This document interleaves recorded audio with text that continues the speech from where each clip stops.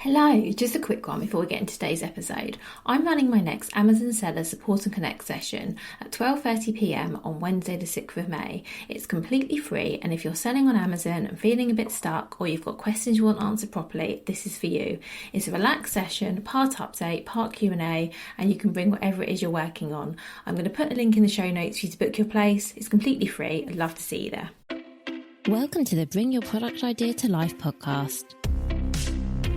This is the podcast for you if you're getting started selling products or if you'd like to create your own product to sell. I'm Vicky Weinberg, a product creation coach and Amazon expert. Every week I share friendly, practical advice as well as inspirational stories from small businesses. Let's get started. Hello and welcome to this Ask Me Anything episode of Bring Your Product Idea to Life. I haven't done one of these for a while and I love to be able to answer your questions. You might have seen that recently I have started a new free monthly event called Amazon Seller Support and Connect, where anyone who sells on Amazon or is interested in selling on Amazon can come along, ask me questions, meet other sellers and potential sellers and just to have a chat and all learn from each other. I'm enjoying doing these so much, as well as the calls I do in my membership, Amazon Made Easy. I absolutely love answering questions, making things simple. So I thought, obviously not everyone can make all of those calls, so why not do this as a podcast episode? So I have taken 5 of the questions that you've submitted and I'm going to answer them for you today. I've tried to choose like a variety of questions. So hopefully there will be at least something that you will find really interesting. So the first question I'm going to cover is how much will a new brand pay to stand out on Amazon?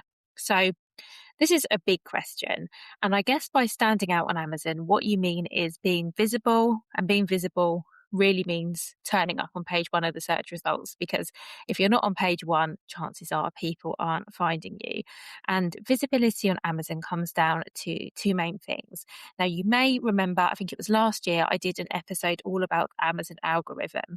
If you haven't listened to that already, I'll put a link in the show notes. It might be one to go back to, because it basically explains what the Amazon algorithm is and how Amazon determines where you appear on the search rankings, whether you appear on page 1, page 2, page 10, or somewhere in between. But really, visibility on Amazon and the algorithm, to simplify it, comes down to 2 things. So the first is relevance, which is how well your product matches what customers are searching for. So they search for something in the search bar, your product comes up. Is your product relevant? And how Amazon will determine this by whether customers click through to your listing and then whether they go on to purchase, and performance, which is sales history and reviews. And of course, if you're just getting started on Amazon and you're looking to stand out, you might not have any of those. Of course, if you've been on Amazon for a while, maybe you do. But if you haven't, that's definitely something to look at. But coming back from that, the very first thing I would always look at, this will sound counterintuitive, bear with me, I will answer the question. But the first thing, before you think about, okay, how visible am I? How am I going to stand out? Is make sure your listing is as good as it can be.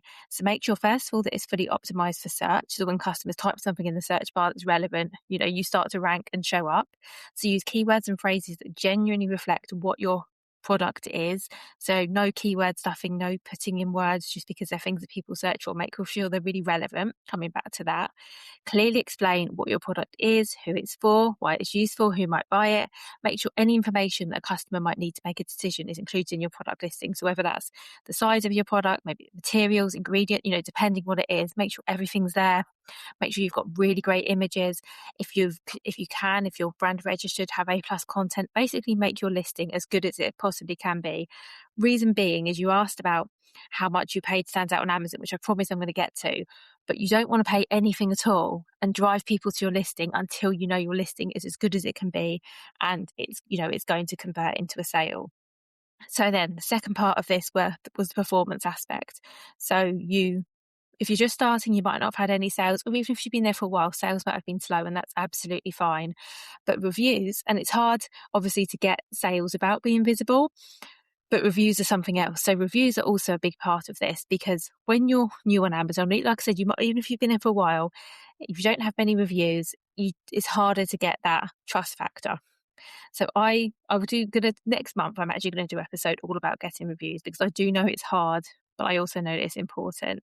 So there are ways to get your first reviews on Amazon. So things like using Amazon Vine, which will be a little bit of a cost, maybe encouraging your existing customers to leave reviews, maybe using your email list, because obviously your customers that buy from you already, they know, like, and trust you, they like and trust your product. You might want to do a short-term promotion or discount to encourage people to come and buy your product. You might want to talk about it all over social media. The reason I'm talking about reviews, if I'm talking about visibility, is that we know that listings with reviews can convert better, because it's not just about standing out on Amazon, because you can be as visible as you like, and you can pay for ads and you can appear at the top of page one, and that's all great, but what you actually need is sales. So that's why I'm talking about this, if this seems a little bit counterintuitive for you. So once all of this is in place, now we're going to move on to the thing that you asked, which is, how do people actually find you and how much do you have to pay to stand out? So this is where both time and money comes in, because I believe you can either invest money, and that's usually into ads, because ads are a great way to get visibility on Amazon, or you can invest time into driving your own traffic. So let's say you're going to go for the paid option and you're going to use Amazon advertising. I personally think Amazon advertising works really well, because on Amazon, people are there to shop. So on Google, they might be looking for information, they might be looking for inspiration, they might just be, who knows what they're looking for. Whereas if someone finds you on Amazon, they're looking, they're generally on Amazon because they're looking to buy something. So ads can do really, really well. As a rough guide, I would say you want to be looking at a minimum of, let's say, £5 a day, very minimum. Ideally, if you can invest £10 a day, by the way, it doesn't mean you always spend this, you might not, but that's kind of money gives you a good opportunity to really test what you're doing. If you have less, so let's say you're thinking, I can only afford to spend £2 or £3 a day, put that money aside and wait until you can afford to invest a little bit more. Because the thing of having a low budget is, depending on the category your product's in and how much a click is, that budget could be gone within hours or less. It doesn't really give you a chance to test how they're working. So if you don't have that much money to invest in ads, I would say either wait until you do, or maybe you run ads but you do it for a shorter period of time, maybe a week, ideally 2 weeks. 2 weeks is a good period of time, because the first week's a lot of testing. I mean, ads are always testing. If you've got a smaller budget, you could just invest in ads just for a very short term. They don't always have to be a long-term thing. You don't have to run them forever. Even a short burst can really help with visibility. And then the other option, of course, is other external ads. So, for example, if you've got Meta ads that are doing really well, you might decide you want to point them to Amazon just for the short term, try and get a bit more traffic. That's definitely something you can do as well. If you don't have a budget, but you still need to drive traffic to your Amazon listing, there are things you can do that won't cost you money, but will cost you in time and resources. So, for example, you can use social media. You can post your products on Amazon. You can share the link. You can use your email list. You can use networking. Every networking thing you go to, you can tell people your products on Amazon. You can provide the Amazon link. Simply just telling people over and over, your products on Amazon, here's the link. We're on Amazon, here's the link. That's another way you can do it. Of course, that's more time intensive, but it will cost you less in terms of money. And I think that's a key thing to understand. So it will cost you something to get visible on Amazon, to stand out. It's either going to cost you time, it's going to cost you money, or both. And there isn't a fixed number. So I can't tell you need to spend this amount of money or you need to spend this amount of time, because it really will depend. Other things I really want you to know is that visibility doesn't happen overnight. When you list a product on Amazon, it often won't show up straight away, because it takes time for Amazon to index and rank your product. I've had people in the past say to me, I've just listed my product on Amazon, but I can't actually find it. And that is completely normal. Once you start to build momentum, it does get easier to maintain visibility than it does to achieve it initially. So hopefully that gives you a bit of confidence. So I think instead of asking how much does it cost, I think a better question is, how much time and budget are you willing to invest to get seen? Hopefully that helps, and hopefully that answers the question.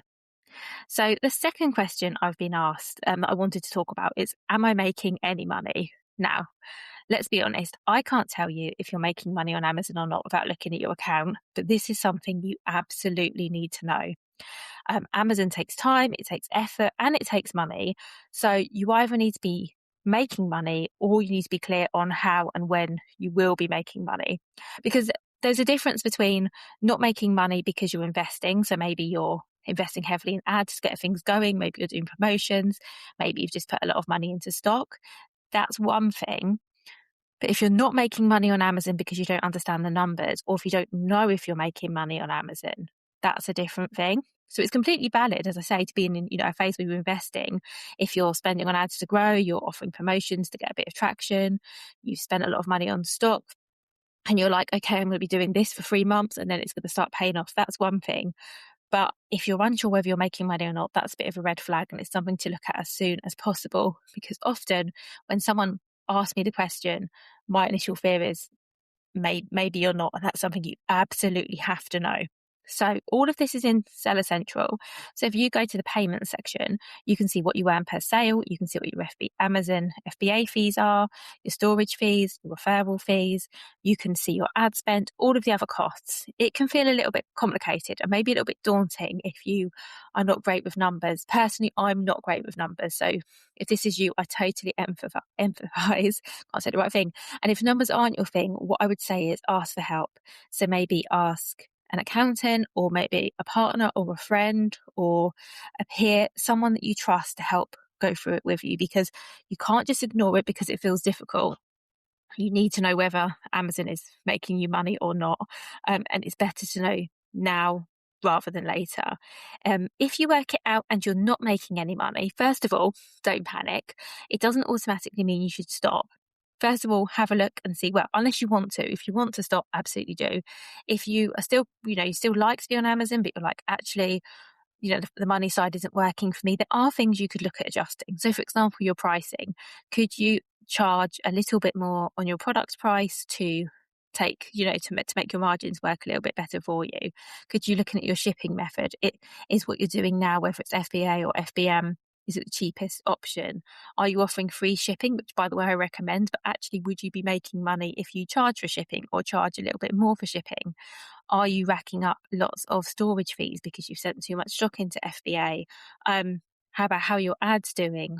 Are you on top of them? Do you know what your ROAS is? Or are you just letting them go every month? Can you cut back on what you spend on ads? So these are all small changes that can actually make a big difference. However, it also might be that you look at all of this and the numbers just don't work for your product, and it doesn't matter what you do, it might not work out. And while that's really, really hard, that is important to recognize, because the worst place to be is continuing without knowing and continuing to lose money over time. So I would say it's always better to understand your numbers now. Even if it's uncomfortable, at least you can make an informed decision going forward. Okay, question number 3. Should I focus only on my bestseller? Okay, so I can't say for sure again without looking at your account and seeing your numbers. So my answer here is maybe, but not entirely. So if you have a product on Amazon that's outperforming all of the others, that's great. That's a really, really strong asset because it's proven, it's bringing in sales, and growing it is probably going to be easier than growing sales on your products that aren't yet selling. So it does make some sense to prioritize it.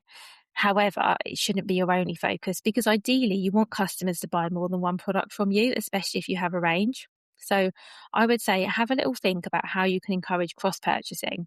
So for example, if you've got A+ content, can you have an image somewhere that shows a wider product range? If you've got a store and if you have a range of products, I hope you have a store, all of your products should be visible there. You can add a comparison table again to your A+ content so customers can see other products that you sell. You could use promotions actually. So I've got a client at the moment who is offering a multi-buy offer where if you buy 2 of their products, you get a discount. And if you buy 3 of their products, you get a bigger discount to encourage people buying more than one product. If your bestseller is a variation, I would always use that in your ads so that customers click through to this best-selling product, but they can also see all the other available options. So those are a few things you can do, because you don't want to ignore your other products. They might just need a bit more visibility. They might need a bit of optimization. Maybe you need to look at the listings, but some small improvements can help them to gain traction. So I would look at continuing to grow your best-selling products while also looking to improve sales across your other listings, because there is a risk in relying on just one product. So if your product goes out of stock, or competition increases and sales go down, or the listing gets suppressed for some reason, then you are really stuck. You really don't want your entire account and all of your sales depending on one listing. So I would say a balanced approach works best, where you put effort into growing your best-selling product while also growing your other listings. So maybe it's a bit of a 50-50 split, because over time this will give you more stability, less risk, and more opportunities to grow. So I would say, rather than just focusing on your bestseller, maybe use your best-selling product to grow the rest of your range. And question number 4, how much should I spend on advertising? So without sounding like an old lady, this is really another how long is a piece of string question, because it really depends on your account, on your products, on your goals, and on your budget. How much money do you have available? I can't give an exact number without seeing your data. And I know I've said that a lot on this call. So what I will say is, if you ever want advice that really is tailored to you, you are very welcome to join my Amazon Made Easy membership. So we have weekly calls where you can ask me questions, you can share your screen, you can show me what's going on inside your account, we can look at listings, we can look at your ads, we can look at anything you want, and you can get specific personalized feedback that's actually relevant to you. So I'm going to put a link to that in the show notes in case it's helpful. But generally, and I think I covered this partially in an earlier question, I think less than £5 a day is unlikely to get results. It might feel like something is better than nothing. However, very small budgets aren't going to give you enough data or enough traction. So if your budget is very limited, you're better off saving it. I know I said this before, but if you can't afford to run ads at £5 to £10 a day for a week or two, maybe hold off until you can and try some of the things I spoke about earlier to get visibility that aren't going to cost you in money. Another thing to know is ads don't have to run forever. You can use them in short bursts to give your sales a bit of a boost, or maybe to kickstart your sales. You can use them to just test what's working. And then from then on, you can let your performance guide you. So I always say start at £5 to £10 a day, ideally £10 if you can. But then my advice to my clients is always start small. And if your performance is good, maybe increase it to £15 a day or £20 a day, but keep monitoring it closely. Keep an eye on your ROAS, which is your return on ad spend, and just check that your ads are profitable for you. As long as your ads are profitable, you can start investing more money into them. But as a word of caution, it's easy for ad spend to creep up, especially if you're not reviewing it regularly. So you do need to stay in control of what you're spending, what your sales are, what your ROAS is. So there isn't really a fixed maximum spend. I know I've given you my ideal minimum spend. There isn't really a fixed maximum. It really depends on the results that you're getting. And I think it's just about how much can you afford to spend profitably. And now I'm going to move on to our 5th and final question, which is, should I use FBA only, or is a mix worth it? Okay, I'm going to start by saying it doesn't have to be FBA only. It also doesn't need to be FBA at all, because you don't have to use FBA.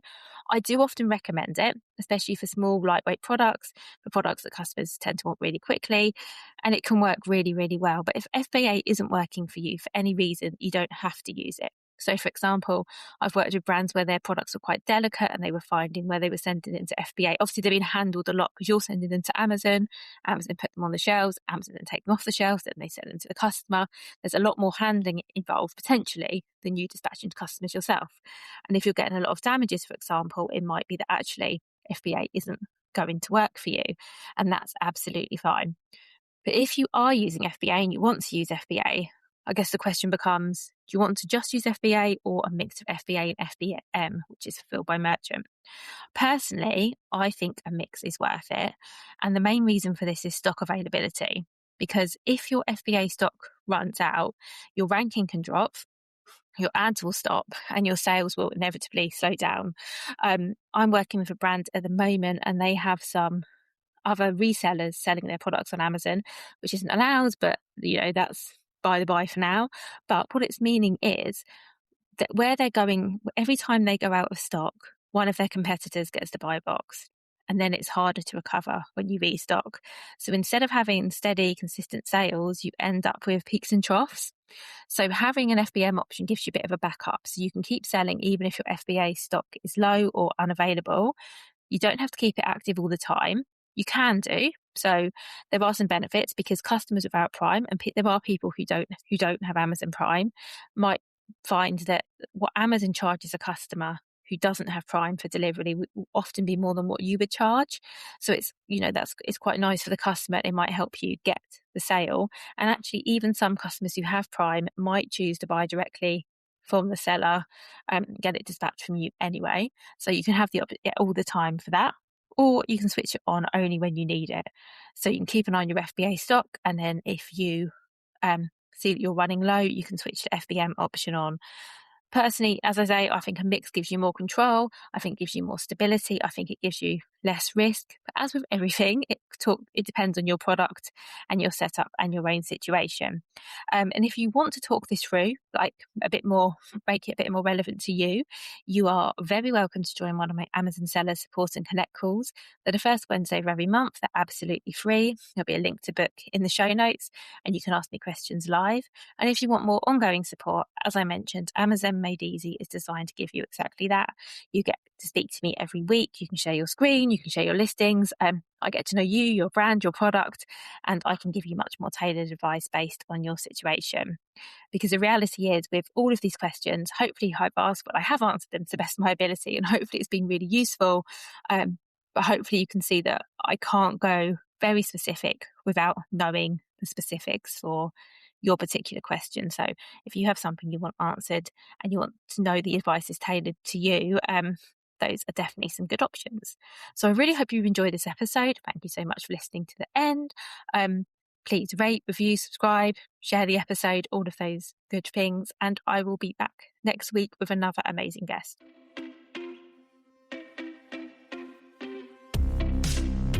Thank you so much for listening right to the end of this episode. Do remember that you can get the full back catalogue and lots of free resources on my website, vickyweinberg.com. Please do remember to rate and review this episode if you've enjoyed it, and also share it with a friend who you think might find it useful. Thank you again, and see you next week.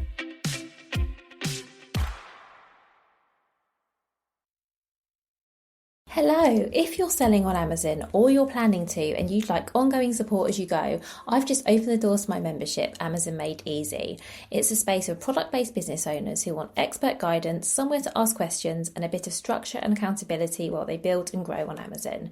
Inside, you'll get regular live Q&A calls with me, optional co-working sessions, practical resources, and a supportive community of people all working on similar things. It's designed to make selling on Amazon feel clearer, simpler, and much less overwhelming, and to give you somewhere to go where you're stuck or unsure of what to do next. You can join at any time and stay for as long as it's helpful. And if you'd like to take a look, you'll find the full link in the show notes.